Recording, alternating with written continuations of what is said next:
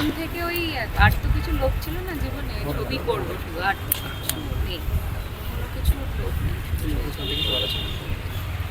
চাইছিল থাকতে।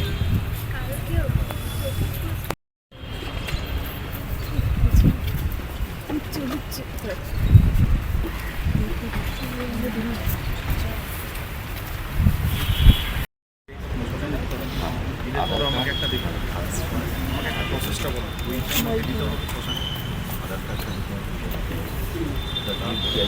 পাশে থাকা যে মানুষটা, সেটা হচ্ছে তুমি। কি বলবো, মানে অনেক চেষ্টা করেও সত্যি মানে আমি এই কি বলবো, আমি মানে কথা বলার মতো অবস্থাতে নেই খুব একটা। আসলে আমি লাস্ট 1 বছর ধরে সব রকম চেষ্টা করলাম, মানে যা যাই শহরে থেকে পসিবল, যে যেখানে যা ডক্টর, যে হসপিটাল, যা যা বলেছে, আই হ্যাভ ডান এভরিথিং।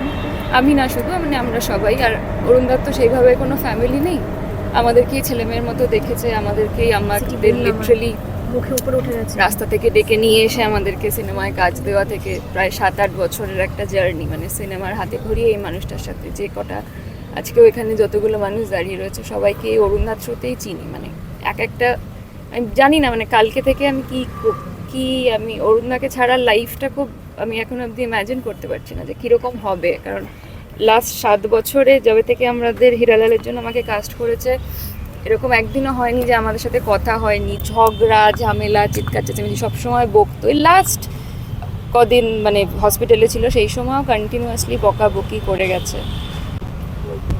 আর কি বলবো, মানে ঈশ্বর যদি না চায় তাকে ডাকতে আমার তো হাতে আর কিছু ছিল না।